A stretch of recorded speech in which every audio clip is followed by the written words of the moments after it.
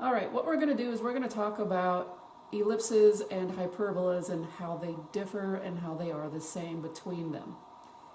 So this is the ellipse, this is centered at the origin, and this is what we call a hyperbola. And basically just think of it as an ellipse that flipped out, and so now it's flipping outward instead of inward. It looks like two parabolas, and we get both graphs from one equation. But the similarities are pretty interesting, as well as the differences.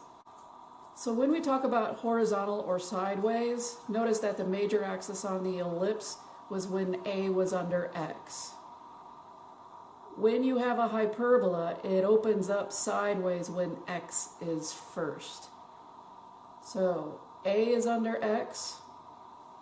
Here it won't matter with A. It's all about who comes first. It's going to be X. So if X squared is first, or if A squared is underneath the X, then they are going to be, well, the ellipse will have a major axis on the horizontal, and the hyperbola will open up sideways or horizontally. The major difference between the ellipse and hyperbola, when you first look at it, is that the ellipse is going to have a plus between the x squared and the y squared, and the hyperbola will have a minus. Otherwise, as far as setup, they're going to look exactly the same. All right, but the graphs are going to be completely different. I got the x squared first. It's going to open up sideways. If the A is underneath the x, major axis is on the x. Now let's look at verticals. So the ellipse and the hyperbola. Again, the ellipse, when we talk about vertical, we're talking about up and down. Again, this is centered at the origin.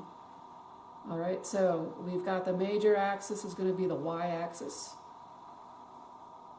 There is no major axis per se, but it feels, again, just like the ellipse just kind of like went inside out and exploded, and so it's going up and down.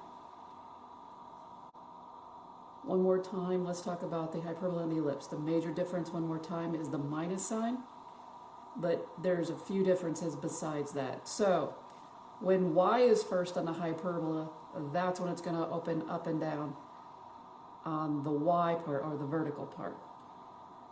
It's not going to matter about a squared and b squared on either the horizontal or the vertical, because it's all about the y's and the x's changing spots. The a and b will not. A and B will not change place on a hyperbola. Whoever is first, that is the way that it's going to open up. So if you see a y squared, it's going to open up and down on the y, or parallel to the y-axis. The ellipse has that plus sign. So in this case, if A is underneath y, then you're going to have it having a major axis on the y-axis or parallel to it. Right now, these are just centered at the origin.